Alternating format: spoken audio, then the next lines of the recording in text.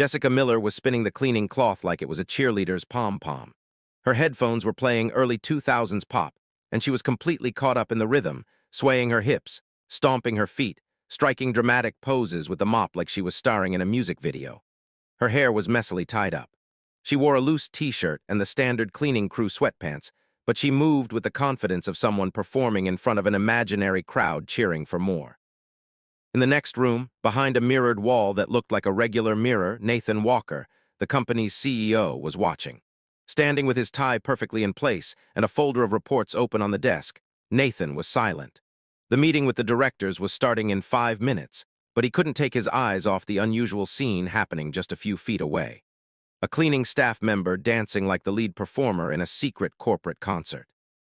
"Mr. Walker," his assistant called out, unsure whether to interrupt. "The board is already online for the video call." "1 minute," Nathan replied, not taking his eyes off the mirror. Jessica was now doing synchronized steps with the mop like she'd practiced it for years. Then suddenly, she slipped on the bucket, lost her balance, and bumped her shoulder against the mirror, blurting out, "Oh no, shoot." Nathan held back a laugh inside. Jessica took out her earbuds, tried to fix her messy hair, and looked around, still unaware that she had just been the star of an unintentional corporate show. "Please tell me no one saw that. If anyone did, I'm changing my name and leaving the country," she muttered. On the other side of the glass, Nathan closed his folder and whispered to himself, "Who is this crazy girl?" In Jessica Miller's mind, the soundtrack of her Beyonce moment still echoed. But now back on solid ground, literally, she was rushing through the hallways with a tray in her hands, carrying 4 cups of coffee and a few lactose-free cookies. Her destination, the 35th floor, the executive meeting room, the danger zone. Jessica had never liked going up there. It was too quiet. It smelled like expensive leather, fancy perfume, and decisions way above her pay grade. But the official coffee lady had the flu. And guess who got volunteered by the supervisor? Exactly. The same girl who'd been dancing with a mop just minutes ago. "Okay, Jessica, just deliver the coffee and walk out. Simple, no drama," she whispered to herself in the elevator. The door opened with that ding that sounded like the end of her reputation. At the other end of the hallway, the meeting room door was slightly open. Serious voices. Words like strategic alignment and operating margin. Important people. She took a deep breath, adjusted the tray, and stepped on the edge of the carpet. The world slowed down. Her left foot got caught. Her right foot tried to fix it, but the tray decided to follow gravity instead. In slow motion, just like in the movies, the 4 cups of coffee flew in a perfect arc, and the target, none other than Nathan Walker, the CEO. The coffee hit his chest with surgical precision. The 4 cups shattered on the floor. The cookies shot out like little missiles in all directions. The silence that followed could be measured in decibels of pure embarrassment. Jessica froze. "Oh my God," she whispered, her hands still in the air holding nothing. Nathan looked down. His imported Italian white shirt was now stained brown. He looked up at her. She was so pale it looked like she might disappear. "Is it sweet?" he asked calmly, like he was commenting on the weather. "Excuse me. The coffee, is it sweet?" I think yes. I mean it was," she stammered, eyes wide, her soul halfway to purgatory. Nathan took a deep breath, unbuttoned his jacket, and to the surprise of the entire executive nation present, said with a half-smile, "Good. I hate bitter coffee." Some directors swallowed their laughter. Others couldn't hold it in. Jessica just wanted to vanish into the carpet. "I am so sorry, sir. I swear I didn't mean to. I tripped on the... I'll clean it. I'll pay for it. I'll disappear," she rambled, crouching down to pick up the pieces with shaky hands. "Miss, it's all right," Nathan said, crouching down beside her, still calm. "But please don't try to pay for this shirt. It costs more than your monthly salary, maybe several months." "Great, so now I owe you a kidney," she replied before realizing she said it out loud. Nathan laughed, a real laugh, almost boyish. The board members exchanged discreet glances. No one had ever seen Nathan Walker laugh like that. "Go to the front desk and ask for a tissue," he said. "And don't worry about it, these things happen." These things happen. She had just baptized the CEO with hot coffee, and he said, "These things happen." On what planet was that normal? Jessica gathered the broken pieces and left the room like she was fleeing a robbery. But just before she closed the door, she still heard one of the directors ask with a curious tone, And that girl, boss, who is she? Nathan answered without looking up. Someone who definitely doesn't serve coffee like the others. On the elevator ride back to the janitor's floor, Jessica stared at her reflection in the mirrored wall. Well done, Miller. You officially soaked the boss and cracked a joke. Brilliant. HR is going to love this. What she didn't know was that at that very moment, the boss had already asked the security team for the file of the coffee-spilling gymnast. Jessica Miller, 25 years old, morning cleaning shift, responsible for causing the CEO's first genuine smile in years. The coffee hadn't even dried on Nathan Walker's suit, and the Foster Industries building was already buzzing with rumors. The news spread faster than an office cake email that a janitor spilled coffee on the CEO, and he smiled. No yelling, no firing, no lawsuit, just a smile. On the 12th floor, the finance team was convinced Jessica Miller was the owner's long-lost niece. On the 18th, people were whispering about a secret affair between her and Nathan that had been going on for months. By the 21st floor, there was even a WhatsApp group named Ship Jessithan. Meanwhile, Jessica was hiding behind the maintenance room door, clutching an industrial roll of toilet paper, trying to calm her breathing. I'm going to get fired, no doubt. They'll ask for my badge, my uniform, maybe even the mop, she muttered, packing like a fugitive on the run. The phone rang. Jessica jumped so hard she dropped the roll and nearly tripped over it. Janitorial, good morning, she answered, trying to sound professional. Jessica Miller, a formal voice asked on the other end. Yes, that's me. But if this is about the coffee, I swear it wasn't personal and the bucket had nothing to do with it. Mr. Nathan Walker has requested your presence on the 35th floor conference room immediately. Immediately? Jessica nearly dropped the phone. She swallowed hard. You mean like right now? That's right. She hung up slowly, took a deep breath, then muttered a quiet curse. I knew dancing with a mop would get me called to the CEO's office. I'd have filmed it for TikTok and landed a sponsorship by now. Elevator ride to the 35th floor had never felt so slow. Jessica watched the digital numbers light up floor by floor like she was being taken to the gallows. When the doors opened, the place looked exactly as she remembered. Soft carpet, dark wood paneling, art that looked like it came from $1 million auction, and a silence so deep her footsteps felt like a crime. The executive receptionist, a blonde woman with the kind of look that could judge the color of your soul, scanned Jessica from head to toe. Waiting for Mr. Walker? She asked in a tone cold enough to freeze hot coffee. I think so. I mean, I was called. Not sure waiting is the right word, maybe trying not to faint. The receptionist didn't even crack a smile. She simply pointed to a leather chair. Jessica sat down stiff. Her hands were sweating so much it felt like she'd washed her entire soul. 5 minutes later, Nathan Walker appeared in the hallway, calm, impeccable, wearing a clean shirt, clearly changed, but still with that same look like he had something in mind. Miss Miller, would you come with me? He said, his tone both formal and kind. Jessica stood so quickly she banged her knee on the coffee table. She tried to smile, but it came out like someone getting shocked. She followed Nathan into a smaller room with a panoramic city view. He gestured to a chair. She sat down with the posture of someone waiting for a court sentence. Before you assume anything, you're not here to be reprimanded, Nathan began, sitting across from her. Quite the opposite. So I'm not fired? No, far from it. Jessica eyed him suspiciously. I spilled coffee on your chest on a suit that probably costs twice what my car is worth. I joked about selling a kidney. You laughed. And now you've called me up here like this is all normal. I'm sorry, but none of this is normal. Nathan smiled again. That's exactly what caught my attention. Nothing about you is predictable, and honestly, that's refreshing. Jessica frowned. You called me in here to say that I'm refreshing. Not exactly, but yes, that too. He folded his hands on the desk. I have a proposal, let's call it an extra role, and I want to know if you'd be interested. Extra what? Do you mean like cleaning the company helicopter's windows? Nothing that extreme. I need someone with a good eye, spontaneity, and a sense of humor, someone to help me review how the company operates internally, how departments communicate, even help brainstorm ideas for the new app we're developing. And I'm not joking. Jessica looked at him like she was listening to an alien speak Latin. Wait a second. You want me to be like a business advisor, a coffee consultant? Call it whatever you like, but yes, I want your help to see the company from a perspective no one else here has. She glanced around, then back at him. You're messing with me, right? No, I'm hearing you. Silence. And the pay, is it better than cleaning? Jessica asked, blinking quickly. Nathan chuckled, considerably. Jessica looked out the window, then down at her hands, then back at him.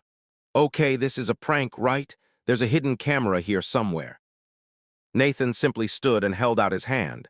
Welcome to the team again. She hesitated, then shook his hand. Just so you know, if I have to wear high heels, I trip even in sneakers, and if we go to any fancy event, I dance like drunk Uncle Level. I've noticed, he replied with a slight smile.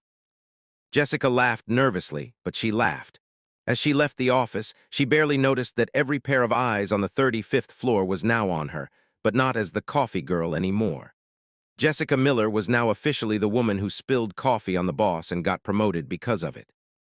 The next morning, Jessica Miller arrived at the Foster Industries building feeling a mix of anxiety, curiosity, and pure panic. She wore her usual worn-out jeans and a dress shirt borrowed from a night shift cleaning coworker who swore it brought good luck in interviews. The shirt was a bit tight across the chest and a bit loose in the shoulders, but it still looked more presentable than the cleaning uniform she had on the day she became company gossip as the girl who spilled coffee and got promoted. As she crossed the lobby, she could feel the stares, some curious, some judgmental. But the worst part was overhearing two receptionists whispering, "Is that her? The coffee girl?"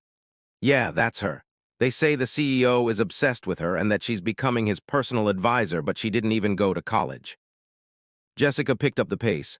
"Great, I'm famous. Next step, background actor in a corporate soap opera," she muttered. When she got to the elevator, the doors opened to reveal none other than Nathan Walker, dressed in a flawless navy blue suit, holding a cup of coffee, apparently unharmed. "Good morning, Miss Miller," he said casually. "Good morning, boss," she replied, stepping into the elevator with the grace of a goat tripping up the stairs. "You can call me Nathan." "I'd rather not risk it. Next thing I know, I'm calling you Nate, Nath, or Babe. Better keep it professional," she said, only realizing afterward that she'd said it all out loud. Nathan raised an eyebrow. "Then let's stick with boss for now." Jessica covered her face with her hand. "This is going to be a disaster." Nathan left. "On the contrary, it's going to be interesting." On the 34th floor, where the executive and strategic projects teams were located, Jessica was led to a small room with a round table, a laptop, and a chair just for her. "This will be your base," Nathan explained, coming in with a folder. "But your role will be a lot more dynamic than just sitting here. Dynamic like delivering the mail, or like climbing the side of the building with confidential reports. Something in between." Jessica leaned back. "Now that's what I call a mysterious briefing." Nathan placed a flash drive on the table. "This has some internal documents, flowcharts, communications, projects, and a report on company culture. I want you to read it all and tell me what you think." "What I think exactly?" "No filters, no corporate lingo, no synergy alignment talk. I want your view. Honest, creative, real." Jessica looked at the flash drive like it might explode. This looks like the kind of thing that leaks and turns into a media scandal, and then someone mysteriously disappears on a trip to the Caribbean. "I promise you won't disappear unless it's for vacation," he said, amused. She crossed her arms. "And what if I read it and think it's all garbage?" "Even better, just don't hold anything back." Jessica picked up the flash drive like she was accepting a challenge on a reality show. "All right, but just so you know, my feedback comes with a heavy dose of brutal honesty and uncontrollable humor.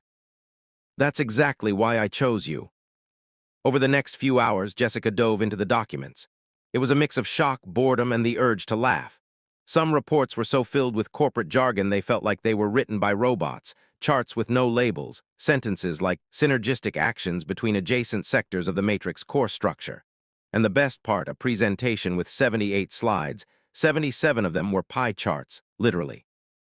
She stood up and walked straight to Nathan's office. Knocked once, opened the door, "Got 2 minutes." Nathan looked at his watch. "I've got 3. "Perfect, here it is. Your internal culture presentation made me hungry. I've never seen that much pizza in one place. And I sit near the cleaning staff's break room." Nathan held back a laugh. "Go on." The report about department integration is so confusing it could have been written by a drunk magician.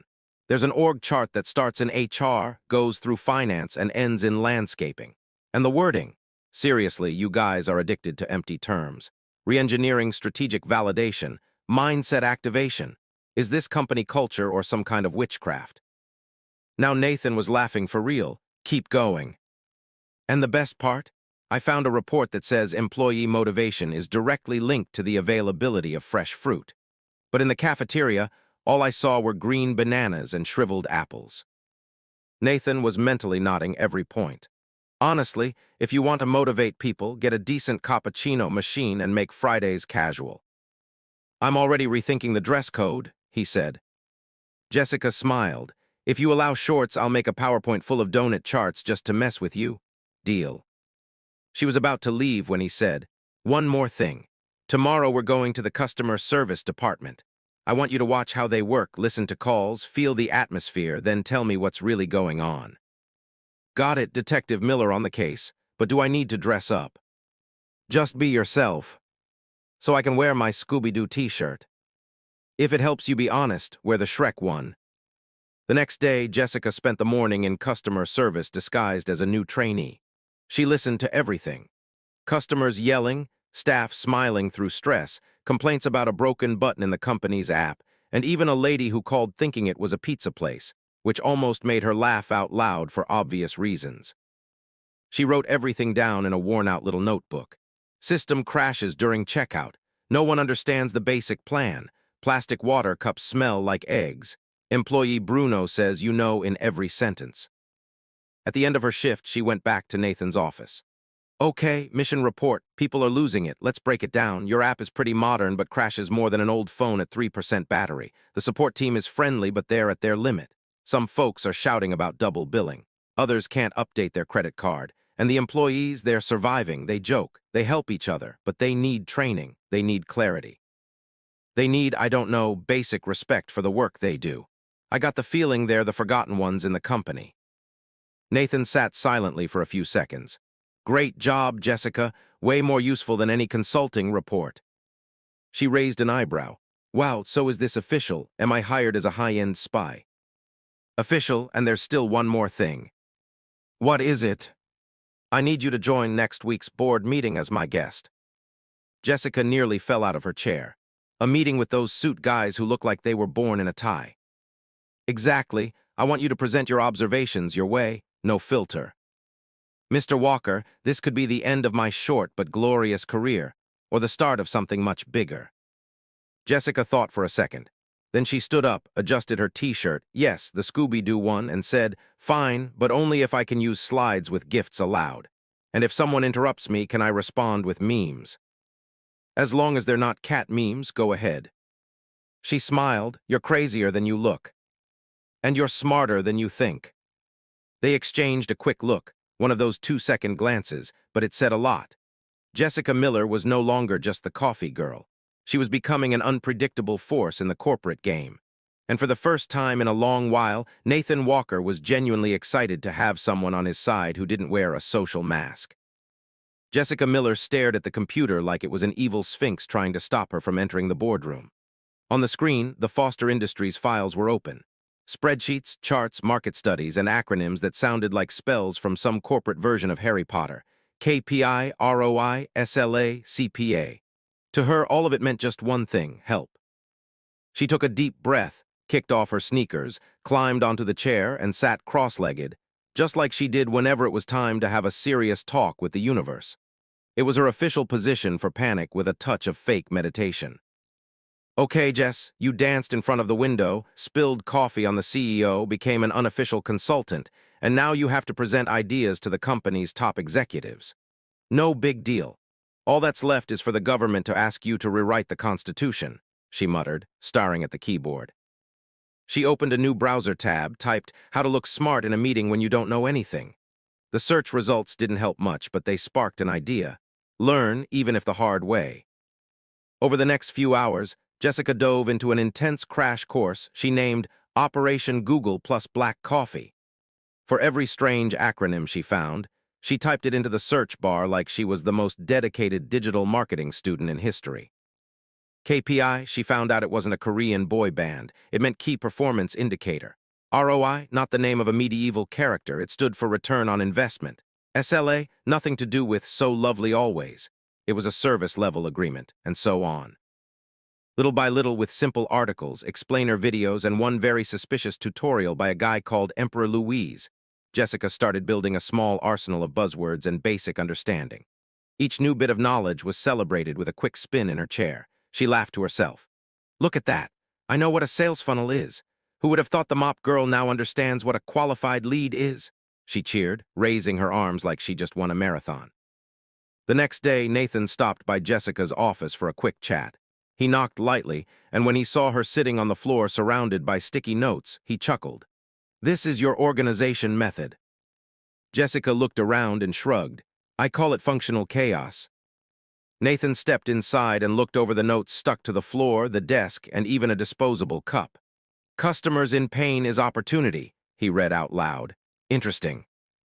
That's from Emperor Louise's third video, and honestly, it makes sense. If the customer's in pain, you offer the solution. You just can't be the one causing the pain. Then it becomes a toxic relationship. Nathan laughed. What else have you learned? That cold leads need warming up. That CAC isn't just a coughing sound. That metrics should be interpreted, not worshipped. And that you really should rename one of the departments. Operational support planning sounds like a rugby team. I'll take that under advisement. And how's your presentation coming along? Jessica turned serious for a moment, then said, Sorry, I'm not smart, but I have Google, and these days that's pretty close to having an MBA. Nathan leaned against the wall and crossed his arms. Jess, no one here expects you to be an expert. We just want you to be you. That's exactly what scares me, being me in front of people who say things like, result transversalization without tripping over the words. And that's exactly why you matter in that room. She sighed. All right, but if I freeze halfway through, you better come up with some classy excuse like, Miss Miller had to step out for an urgent NASA video conference. Deal. Jessica smiled. And if I say something completely ridiculous, like mix up benchmarking with bench press? I'll pretend it's a brilliant metaphor, and we'll put it in the minutes. On the day of the meeting, Jessica arrived early. She wore a borrowed blazer that was about 2 sizes too big, a shirt that didn't quite match, and white sneakers because, as she put it, if she was going to trip in front of the board, at least she'd do it with style and stability. In the conference room, the most powerful people at Foster Industries were gathered. Folks with double last names, watches worth more than cars, and expressions that mixed boredom with superiority. Jessica sat next to Nathan, her laptop open, her sticky notes somewhat organized, and her breathing in full I'm fine, I just look like I'm about to faint mode. Nathan started the meeting. Ladies and gentlemen, today we have a different kind of presentation. I invited someone who brings a valuable perspective outside the traditional mold, but full of authenticity. Jessica, the floor is yours. She swallowed hard, stood up, and began. First slide, a gif of a kitten trying to push a box much bigger than itself. Below it, the caption, you might not know everything, but you can learn anything. Quiet chuckles. And then Jessica began to speak. I'm Jessica Miller. I started here in the cleaning staff, and I've learned that people don't always listen to what we say in the hallways, but they do notice when we spill something on the CEO's suit. Pause, followed by laughter. Since I got invited to this wild thing called a secret task, I've learned a lot, mostly thanks to Google, but also by listening to the people who really keep this company going, the everyday employees. And then she began. She talked about useless reports about Verily complicated words about the gravel voice support reps, real customer complaints, the never-ending pie charts, and the sad wrinkled apple in the break room. She showed photos with permission, pointed out simple solutions, highlighted obvious issues, and ended with a sticky note taped to her screen that read, If internal communication needs a dictionary, something's not right. There was total silence and then real applause. Nathan looked clearly pleased. The directors were surprised, and Jessica, well, she felt like she was floating. After the meeting, one of the directors came over. Miss Miller, I really liked how you presented everything. Straightforward, fun, honest. Thank you. I practiced 3 times and deleted 2. Nathan appeared behind them, smiling. Told you she was different, didn't I? Blushing, Jessica replied, I'm just a mix of Google, sarcasm, and curiosity. That and strong coffee. Later that afternoon, back in her makeshift office, Jessica put on her headphones, hit play on her personal victory playlist. She made it, still wearing white sneakers, and started rearranging her sticky notes. Nathan showed up at the door, still awake.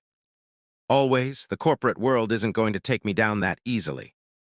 So how'd your big debut feel? I didn't throw up. That's a win in my book. You were amazing. Jessica smiled, then looked at him a second longer than usual. You know, thanks for letting me just be me, even if I seem totally out of place here. Nathan stepped in a little closer. There was something different in his eyes now. Less CEO, more Nathan. Jess, you're not out of place. No, you're exactly what this place needs to change. Jessica looked away, shy but smiling. And in that brief silence, something invisible but powerful began to take shape between spreadsheets and jokes, reports and gifts, something no KPI in the world could ever measure. Jessica Miller was no longer the coffee girl. Now she was the woman who had the courage to be herself and made the company's CEO start seeing the world a little differently. And maybe, just maybe, his heart was also entering an emotional restructuring phase. On Thursday morning, Jessica walked into the company in a great mood. It was the kind of day where the sun was shining just right, the break room coffee was miraculously hot, and even the apples looked less shriveled than usual. Everything pointed to a calm workday until she spotted a group of employees in the lobby, all staring in the same direction with wide eyes and half-open mouths. Curious as ever and naturally drawn to places she probably shouldn't be, Jessica walked over quietly and saw what had everyone's attention. A tall woman in red heels, a fitted black dress, her hair in a perfect bun, and sunglasses straight out of a spy movie. She walked with the confidence of someone who knew she was being watched and knew she deserved to be. Behind the woman, two assistants followed, carrying a folder, a tablet, and a glass bottle of water with lemon slices. The full executive package. Warning, high alert style. "Who is that?" Jessica whispered to the receptionist, who looked completely hypnotized. "You don't know, that's Victoria Chase." "Should I?" "She's Nathan Walker's ex-fiancée." Jessica practically choked on her own breath. His what? They were engaged for almost 2 years. She was the director of international expansion here before she took a job in Europe. Rumor was he was going to officially propose in Paris, but she broke it off first. She's a legend. Jessica looked again. Victoria stepped into the elevator like a star making a comeback. The elevator bell rang. Jessica was still frozen in place. "Oh great, the storyline just introduced a classy ex into my current chapter," she muttered. "Wonderful. What's next? A smarter version of me shows up as my stunt double." Up on the 35th floor, Nathan was reviewing a performance report from the development team when he heard a soft knock on the door. "Come in," he said, eyes still on the screen. "Still taking your coffee with organic sugar, or do you drink it black now to match your new image?" said a firm, ironic female voice. Nathan looked up. There she was, just like he remembered, as if not a single day had passed since they last saw each other, even though it had been over 2 years. "Victoria," he said, standing up. "Nathan, you still owe me an explanation about Paris. You know, I thought you didn't want to hear anything else back then." "True, but still, it would have been polite of you to tell me what happened after I left." "A lot happened. For one, I changed the break room coffee." She laughed that dry, elegant laugh like she was always posing for a magazine. "And I heard you've been promoting cleaning staff to strategic roles. Interesting. Talented people. It's not every day you find someone challenging the system with Post-its and cat gifts." "So it's true, the girl from the coffee station is now your what? Consultant, personal assistant, secret new love." Nathan paused for a moment. "She's someone who sees the company more clearly than a lot of folks who have been pretending to understand it for years." "Oh, Nathan, still a romantic, just changed your kind of poetry." Victoria took 2 steps closer to the table. "I'm here because I'm the new representative from EMT Ventures for the Innovation Fund negotiations. Surprise! Looks like fate wants a side-by-side again. Business is business, of course, but it doesn't have to be just business," she said with an enigmatic smile. Meanwhile, Jessica was back in her makeshift office, trying hard to pretend she didn't care. She was supposed to be reviewing the company's new app layout, but her brain just kept replaying Victoria's confident walk, the rumors about her past with Nathan, and the way she spoke like she was always 3 steps ahead of the world. Victoria Chase sounds like a soap opera villain or a fancy perfume, she said to herself. The intercom beeped. It was a reminder. Strategic alignment meeting in 15 minutes. And guess who was invited as a special observer? Yep, Jessica Miller. In the conference room, the air felt colder than the AC could explain. Seated around the table were the company's top leaders, with Nathan at the head and Victoria to his right. Jessica took a seat at the opposite end, trying not to be noticed but still very much there. Victoria was the first to speak. In my initial review, I see that Foster Industries has been making bold moves, which is admirable. However, when we talk about real innovation, we need solid structures and people with technical experience. Professionalism, clarity. Jessica smiled, catching the subtle jab dressed up as a compliment. She raised her hand. May I comment? Nathan looked at her and nodded. Sure. Well, I believe innovation also means listening to those who have never been heard. That professionalism doesn't come in just one form. And that clarity is when anyone in the company understands what's going on. If it takes a dictionary, we've failed. Silence, a quiet tension filled the room. Victoria kept her smile.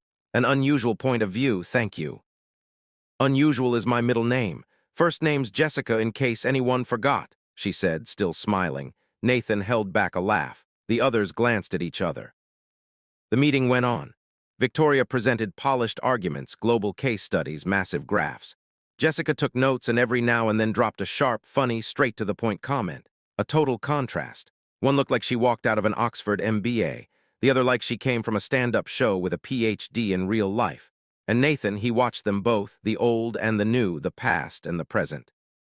When the meeting ended, Jessica was the first to leave. She needed air. In the break room, she poured coffee into a mug and stared out the window. She thought about how easy it was to feel small when everything around you seemed bigger, more polished, more prepared. Victoria had presence. She had experience. She had history with Nathan. Jessica had a sense of humor and access to Google. Feeling the weight of the room, Nathan asked, walking up behind her. You know, your ex-fiancé has the aura of a CEO with magical powers, right? I noticed it again today. Jessica sighed. Just to be clear, I'm not competing with her.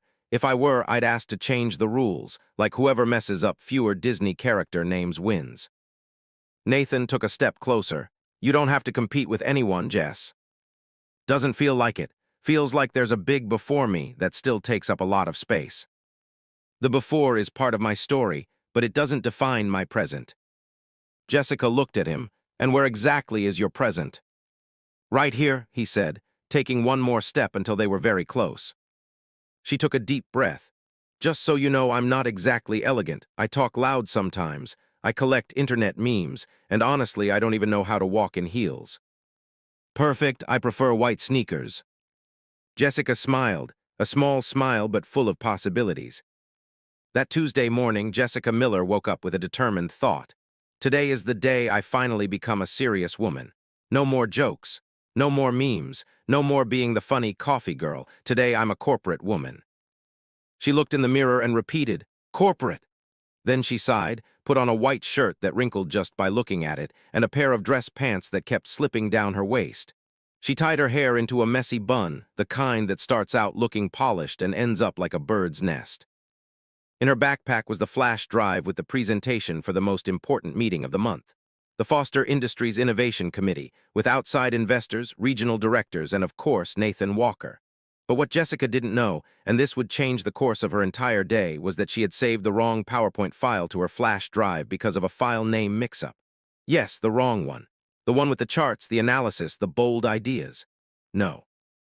Without realizing it, she was bringing the file she used as a design mock-up, a test slideshow filled with rubber duckies.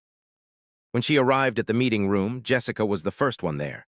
She plugged the flash drive into the company laptop, loaded up the file titled Practical Solutions for Internal Engagement, and sat beside the table waiting for the others. The room began to fill up. First the directors, then the investors, finally Nathan. He walked in as polished as ever and gave her a small nod, discreet but familiar. Jessica nodded back with what she hoped was a professional smile, but probably looked more like a facial twitch. Once everyone was seated, the lights dimmed, the projector came on, and Jessica stood up with the posture of someone about to lead a corporate revolution. Good morning, everyone. Today I'd like to present a different perspective on internal engagement, one that comes from the field, from real listening, and that starts with simplicity. She clicked to the first slide. A blue background appeared with a rubber duck in the center. The caption read, "The importance of swimming together." Silence. Jessica blinked. She clicked to the second slide. When a duck swims alone, it gets lost. Image, a row of toy ducks in a child's bathtub. More silence. Nathan pressed his lips together, clearly trying to figure out what was going on. Jessica, heart racing, clicked again. Engagement is like warm water. You can't see it, but everyone feels it. Ducks floating in a bathtub. Eyes were shifting around the room. Jessica froze. She clicked the last slide out of instinct. Together we are a lake of potential. 3 ducks side by side wearing sunglasses. She slowly pulled her hand away from the mouse like she had just set off a bomb. "This clearly is not the right file," she said, voice shaky. A few soft chuckles started. She looked at Nathan, panicking. He kept a straight face for 3 seconds, then he broke the silence. "Well, at least the ducks are well organized." The room laughed, and the tense mood completely shifted. Jessica took advantage of the moment. "Okay, since we've started in a rather unexpected way, let me tell you what was supposed to be on that flash drive besides my dignity, which just went down the drain." The laughter got louder. Jessica took a deep breath and without the PowerPoint started to speak from the heart. "I had prepared a presentation full of data and charts. But maybe this is better because real engagement isn't in the graphs. It's in the hallway conversations. It's in the frontline employees who deal with frustrated customers every day, in the technician who stays late to fix bugs in the system, and in that morning coffee where you either feel like just a number or like someone who matters." She looked around at the attentive faces. "What I've seen in the past few months is that this company is like a lake. Big, full of possibilities, but sometimes with ducks swimming alone, lost, not sure where to go. So maybe the duck metaphor isn't that bad after all." Silence and then applause, real applause. Once again, Jessica looked at Nathan. He was watching her with a mix of admiration and pride. After the meeting, Jessica headed straight to the break room and hid behind the coffee machine. "Ducks, ducks, Jess. All you had to do was check the file name," she muttered, punching the coffee button like it was to blame. "There are people in this world who cry over graphs," said a voice behind her. It was Nathan. "Some people make others nervously laugh with rubber ducks," she replied without turning around. "But you did more than that. You made everyone stop and think, and you didn't even need a single pizza chart." She turned and laughed. "If you keep complimenting me like that, I might just bring a stuffed duck to my next presentation. If it's wearing sunglasses, it might just work." They both laughed and then fell silent for a few seconds. "You know, Nathan," Jessica said, looking down at the cup in her hands, "I thought today would be humiliating, that people would laugh at me in a cruel way. But you didn't laugh, you stood by me. Because I knew you'd pull through, you always do." Jessica went quiet for a moment. "And what if I hadn't?" "I'd still be by your side." Silence, this time deeper, full of meaning. She took a step closer. "You're starting to seem dangerous. At this rate, I might actually fall for you." Nathan didn't answer right away. He just looked at her face, and then in the softest voice he'd used so far, he said, "And who said that would be a problem?" Jessica had no words, but inside she knew. Right there in the company break room, next to the coffee machine, and surrounded by metaphorical ducks, something shifted. The following week, the duck presentation became a company legend. Some employees made stickers that said "swim together" and stuck them on office doors. Others left real rubber ducks on Jessica's desk. One of the directors sent an email. "Congratulations on your courage. You turned a technical disaster into a message we'll never forget." Jessica replied, "It was accidental, but I'll take the credit." And Nathan, well, he started showing up in her office more often. Sometimes to talk about ideas, other times just to hear her speak. On Thursday, right at 12:00 p.m., Jessica was reorganizing her sticky notes when a notification popped up on her phone. It was a simple message. "Lunch with me today? 12:30, Vertex Restaurant, N." She stared at the screen for 3 seconds, then looked at her reflection in the window. She was wearing a light blue blouse, her hair half tied up, and a pair of white sneakers that had clearly seen better days. She picked up the phone again, typed "Sure I can," deleted the emoji, retyped just "Sure I can," and hit send. At 12:28, she made her way down the building with a knot in her stomach. The restaurant was on the top floor with glass walls and a panoramic view of the city. It was fancy. Cloth napkins, waiters who spoke softly. She felt out of place the moment she walked in. Nathan was already there, seated at a corner table, looking at the menu with a relaxed expression. He wore a white shirt with the sleeves rolled up and the same understated watch as always. When he saw Jessica, he stood up, pulled out her chair, and said, "I'm glad you came." The waiter came over. Nathan ordered a red berry juice. Jessica, unsure of what to pick, ordered the same. There were a few seconds of silence. Then she pulled her reading glasses from her bag and said, "I don't even know what half these menu items are. There's something here called filt minin with wine reduction and herb crust. Is that just meat with sauce, or is it going to sing to me too?" Nathan laughed. "It's meat with sauce." "I'll order two, do you trust me?" "Only if it comes with rice." "I promise it does." He closed the menu and handed it to the waiter. Jessica adjusted the napkin in her lap and looked around. Most of the customers were in suits or formal dresses. The tables were quiet, filled with murmurs. "Everyone's so elegant," she said. "You are too." She raised an eyebrow. "I'm wearing the same shirt my neighbor uses to walk her dog." Nathan smiled. "Even so, you stand out." Jessica stirred her juice, trying not to blush. The waiter brought the starter, a basket of bread and tiny jars of spreads. Jessica took the smallest piece and added a modest amount of pate, trying to look refined, but ended up dropping half of it on the tablecloth. Nathan pretended not to notice. She pretended everything was under control. "So," she asked, "are you going to tell me the reason for this lunch?" "I need you to join a meeting with the IT team next week. They're working on redesigning the app, and your hands-on perspective could really help. Also, I wanted to talk outside that environment. The office. Yeah, and also away from Victoria."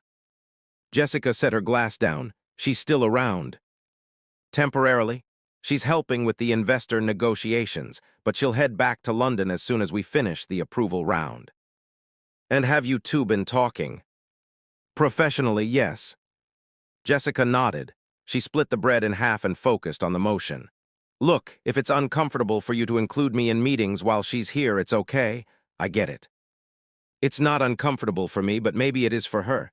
It's not her fault." Jessica stayed quiet. The main course arrived. 2 steaks served with roasted potatoes, dark sauce, and a touch of herbs. Nathan thanked the waiter. Jessica looked at the plate and said, "This looks like one of those fancy dishes that leaves me hungry again in 20 minutes. Good thing I ordered dessert." She let out a quick laugh. Nathan cut a piece of meat. "Jess, about the meeting yesterday with the investors, you were amazing, even with the ducklings. I still can't believe that happened. But at the same time, I'm not sure I could have said what I said if I'd had the right slides. Which is exactly why it was better than I expected. Now everyone knows me as the duck lady. Any minute now, someone's going to give me a mug with a rubber duck inside. Already ordered. I approved the design yesterday." Jessica laughed. "No way." "Just kidding." They both smiled. The conversation got lighter. Jessica talked about her childhood in the countryside, how she learned to make coffee with her grandma, and about the school competitions she always won just for yelling the loudest. Nathan shared how he almost missed the first big meeting of his life because he got stuck in an airport bathroom. Time flew by after the main course. The waiter brought 2 glasses of chocolate mousse with a decorative mint leaf. Jessica took the leaf off and set it aside. "I don't get why they put weeds on dessert." "It's to make it look fancy." "If that's what makes it fancy, next week I'll bring some kale in my purse." Nathan almost choked from laughing. "I wanted to ask you something," he said, wiping his mouth with the napkin. "Another lunch, a company event, a small get-together. No ties, no Victoria, just people from the team. I'd like you to come with me." Jessica sat down her spoon. "Like as your date?" "Yes." She paused for a second. "Are you sure?" "I am. Because I still might trip at the entrance, spill soda on someone, and accidentally start a karaoke war." "I'm counting on it." Jessica took a deep breath. "Okay, I'll go, but only if I get to pick the karaoke song." "Deal." They both stood up. Nathan paid the bill. They walked side by side to the elevator. Inside, they were quiet for a few floors. On the 28th, Jessica looked at him. That was a good lunch. I agree. And different. I agree with that too. The door opened. They stepped out together, and for the first time, Nathan put his hand on her shoulder before heading to his office. Jessica stood in the hallway for a few seconds, looking at the spot where he disappeared. Then she took a deep breath, turned on her heels, and headed back to her office. It was Tuesday, but it felt like a Friday. The afternoon after lunch, Nathan was in his office reviewing the development schedule when the door opened without warning. "Do you have a minute?" a firm voice asked. Nathan looked up. It was Ethan Walker, his older brother and the chief financial officer of Foster Industries. Dark gray suit, burgundy tie, and the usual look of someone about to audit your soul. "Of course," Nathan said, putting away the papers and motioning for him to sit. Ethan didn't sit. "Can we talk as brothers?" Nathan crossed his arms, keeping a neutral tone. "Always." "Good, then answer me honestly. Are you involved with that girl?" Nathan took 2 seconds before answering. "If by involved you mean I see her as a smart professional, someone valuable to the company, and someone I enjoy talking to, then yes." Ethan scoffed. "Nathan, you're the CEO. A few months ago, she was on the cleaning staff. People are talking. Some board members are concerned." "Concerned about what exactly?"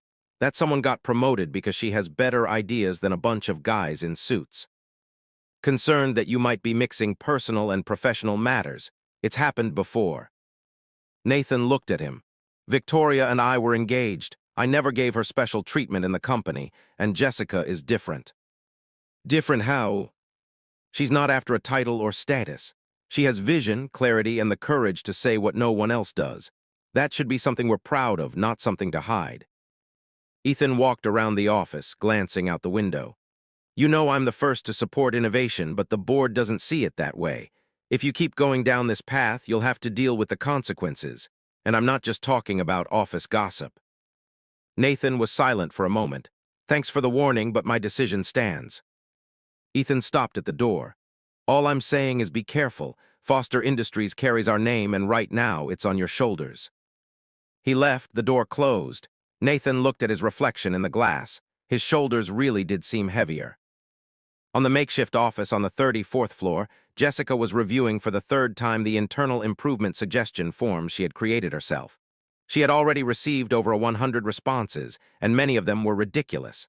One employee suggested ball pits to relieve stress. Another, a fridge just for desserts. But in the middle of all the exaggerations, there were some good ideas. She barely noticed when Nathan walked in. "Can I interrupt?" Jessica looked up. He seemed more serious than usual. "Of course, did something happen?" Nathan sat down in the chair beside her without his usual lightness. "Ethan came to see me. The board is questioning your presence in strategic meetings. Plus, they're raising concerns about impartiality." Jessica pressed her lips together. "So it's official. I'm this week's office gossip." "It's more than that. Ethan warned me that if I keep involving you in high-level decisions, I might face direct pressure from the board, including temporary replacement." Jessica leaned back in her chair, arms crossed. "And you, what are you going to do?" "I'm not sidelining you." She stayed quiet. "Nathan, I don't want to be the reason for an internal crisis. And I don't want to be the kind of leader who gives into fear." Jessica looked at him, not as a CEO but as a man, and understood the weight he was carrying. Nathan smiled for the first time that afternoon.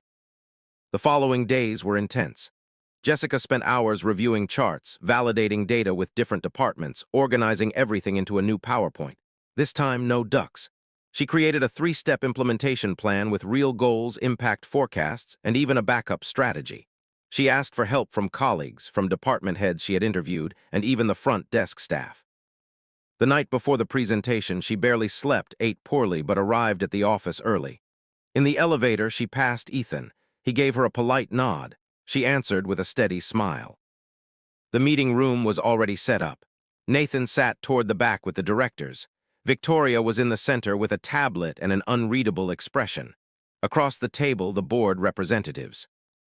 Jessica walked in holding a folder. Simple, tidy clothes, hair pulled back, confident steps.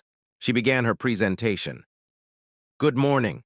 My name is Jessica Miller, and I'm here because a few months ago I saw something on the cafeteria floor. A wilted apple, next to it an exhausted-looking employee. And that made me think, how many good ideas are we losing because no one listens to the people who don't wear ties? The slides followed. Data, charts, real employee stories, practical suggestions, expected results. Jessica presented an engagement plan focused on internal recognition, workplace improvements, and stronger communication between departments. She pointed out flaws in the onboarding process, offered simple solutions with direct impact. She spoke with clarity, no jokes, no humor. At the end, she said, "I'm not asking for a title or a position.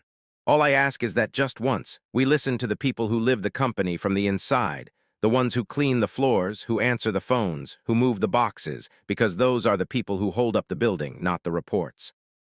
Silence and then applause, first soft, then stronger. Ethan didn't clap, but he didn't criticize either. Victoria closed her tablet, looked at Jessica, and for the first time seemed to respect her, even if reluctantly. Nathan just smiled. After the presentation, Jessica returned to her office. She was exhausted, but at peace. Nathan showed up a few minutes later holding 2 bottles of juice. "You did it." Jessica took the bottle, "So did you.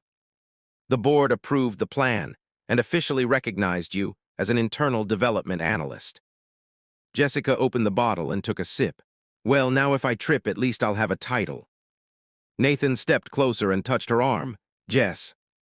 She looked at him. "I know, I felt it for a while too." Nathan stepped even closer. She didn't move away. And there in the middle of the office, no presentations, no spreadsheets, no projections, he kissed her. Simple, direct, just like everything they'd lived through up to that point. Foster Industries hosted a gala every year to celebrate the company's achievements, recognize top performers, and, of course, attract attention from the press and investors. It was the kind of event where everything sparkled.